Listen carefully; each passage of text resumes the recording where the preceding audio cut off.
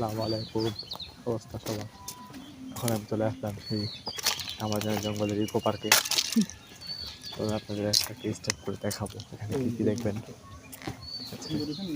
এই দেখেন একটা বাড়ি, এটা হলো আপনার বন বিভাগের বাড়ি। এই যে এগুলো সবই বন বিভাগের বাড়ি। এই একটা বন বিভাগের বাড়ি। এই দেখেন কতটা রোদের কারণে রোদের তাপে এখানে পানি শুকিয়ে গেছে।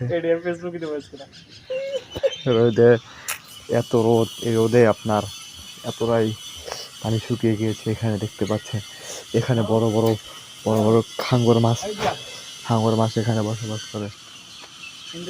এখানে বড় বড় হাঙর মাছ বসবাস করে, ওখানে খেলাধুলা করে বন বিভাগের লোকেরা।